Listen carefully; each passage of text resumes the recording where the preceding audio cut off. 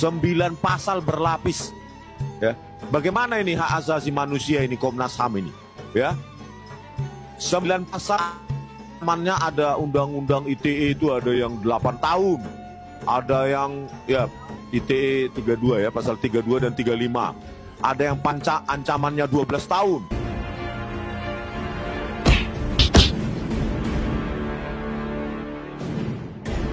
Assalamualaikum warahmatullahi wabarakatuh. Om Swastiastu, Namo Buddhaya, salam kebajikan. Sahabat-sahabat dimanapun juga berada, naas betul ya nasib Rismon Sianipar CS ini, dimana kita tahu bahwa dia dikenakan pasal berlapis dan hal itu membuat dia sangat ketakutan.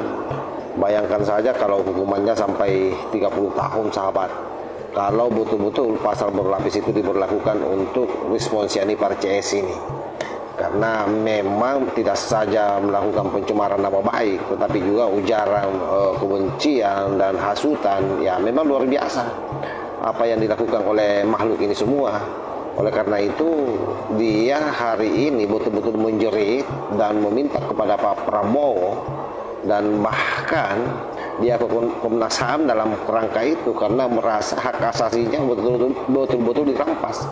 Padahal mestinya makhluk ini tahu bahwa apa yang dia lakukan selama ini adalah betul-betul sesuatu yang sangat brutal, suatu fitnah yang sama sekali tidak berdasar, yang membuat orang lain kemudian menjadi sangat menderita karena perilakunya. Bayangkan saja kalau selama bertahun-tahun ini dinarasikan terus soal ijazah mantan Presiden Jokowi palsu. Ini kan satu kebodohan yang nyata dipertontonkan oleh Rismon yang sekaligus menggali kuburannya sendiri. Jadi jangan merengek, jangan menyesal, dan jangan pernah menyalahkan siapapun. Saya tanggapi yang tadi ya silahkan. Supaya itu berguna, Bang Rismon, Mas Roy, nanti dibawa ke penyidikan. Supaya itu berguna. Ya, ditunjukin. Nanti kan dikonfirmasi siapa yang punya barang ini. Ancam kan 9 pasal berlapis. 9 pasal berlapis. Ya, bagaimana ini hak asasi manusia ini Komnas HAM ini? Ya, 9 pasal.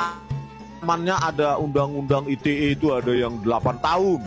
Ada yang ya ITE 32 ya, pasal 32 dan 35. Ada yang ancamannya 12 tahun. Kami dituduh menghasut oleh Termul ya, Pradi Bersatu 6 tahun. Jadi ini kalau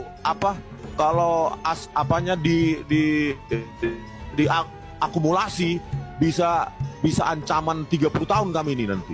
Gitu loh. 30 tahun hanya karena meneliti ijazahnya Joko Widodo dan terkonfirmasi palsu. Itu loh. Ya, Pak Prabowo Subianto apakah mau meninggalkan legasi penegakan hukum yang hancur seperti ini? Ayo berdayakan lembaga-lembaga independen yang katanya untuk rakyat seperti Kompolnas, Komnas HAM dan lainnya. Kalau enggak tutup saja, bubarkan ini lembaga ini. Gitu loh. Masa kami meneliti diancam 9 pasal, Komnas HAM diam. Kemudian untuk para Termul semuanya, kalian itu senjatanya cuma hati-hati sebentar lagi dipenjarakan, hati-hati sebentar lagi pakai baju orange. Bukan itu yang membuat kami takut. Ya, kami juga tidak ingin menantang, tapi tolong narasi kalian tuh kalian perbaiki dengan ilmiah, dengan bukti. Ini kan sekarang publikasikan riset-riset kami dalam bentuk buku. Jawaban kalian jangan jawaban penjara-penjara itu, ya, tapi jawaban kalian adalah jawaban ilmiah juga. Ya, itu ya. Kemudian kepada UGM juga. Ini Profesor Kuncoro kemarin bertemu dengan Dr. Rismon juga sama sekali tidak ilmiah, ya. Justru yang merendahkan nama UGM itu juga orang-orang seperti Profesor Kuncoro itu yang membabi buta membela kesalahan atau kriminalitas atau kejahatan yang dilakukan oleh oknum yang mengatasnamakan sebagai lulusan UGM. Padahal kita sudah buktikan bahwa orang itu bukan lulusan UGM. Justru kita lulusan asli UGM yang membela UGM dengan cara yang benar. Ya. Nah, sahabat-sahabat sudah lihat bagaimana video Rismon Sianipar bersama dengan Rip Panci dan Dr. Tipu ini.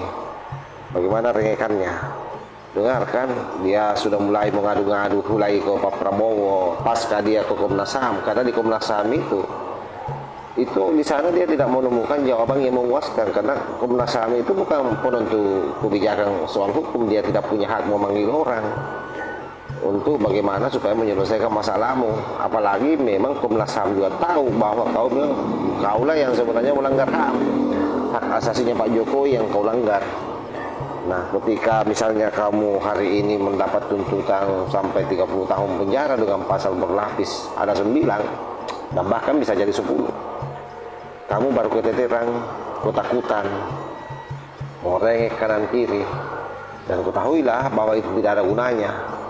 Bahkan kentara sekali kalau kamu takut karena kamu tidak mau yang dilakukan oleh Polda Metro Jaya.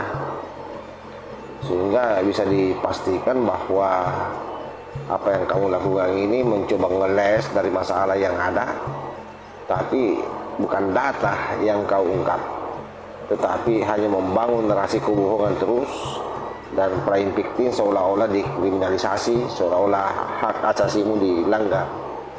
Wajar saja kalau pasal berlapis, karena memang kesalahanmu luar biasa, Rismon. Tidak saja kau melakukan pembunuhan karakter, tapi juga melakukan ujaran kebencian dan menghasut di media sosial. Sehingga memang ini tidak saja soal urusan pribadi Pak Jokowi, tetapi juga kamu masuk dalam kategori mengancam disintegrasi bangsa, menyuruh konflik horizontal antara pendukung Pak Jokowi misalnya dengan pendukungmu yang dong itu. Nah, itulah yang sangat dikhawatirkan ke depan. Makanya kita berharap sebenarnya pihak Polda Metro Jaya, kalau misalnya memang kali yang ini tidak datang di panggilan pertama karena sudah terkonfirmasi melalui pengacara Tomper, ya kamu akan dipanggil yang kedua kalinya. Dan kalau tidak datang lagi, ya dijemput dan langsung dikasih pakai baju orange. Sebab apa? Sebab kau bangkit. Dan seharusnya kalau kau yang merasa benar, tidak perlu takut dengan pasal-pasal yang digunakan sama kamu, karena kamu pasti punya data, punya fakta yang bisa membuat kau lepas. Dan seharusnya juga kamu tidak perlu menghindari pemanggilan dari penyidik kalau memang kamu tidak berbohong dengan tuduhanmu terhadap Pak Jokowi. Tetapi karena memang kamu ini dasarnya pembohong besar, munafik, pengecut, ya inilah yang kamu lakukan. Ketika kamu merasa terdosa, kamu mencoba menarik banyak lembaga masuk terlibat, tidak saja Kompolnas tapi juga lembaga-lembaga internasional, dan hari ini ada di Komnas HAM. Ini kan upayamu sebenarnya bagaimana supaya isu ini terus beredar viral, sehingga kamu akan menganggap bahwa dengan pola ini pihak kepolisian mungkin akan berpikir untuk membuat kamu menjadi tersangka. Dan saya yakin pihak kepolisian tidak akan peduli itu.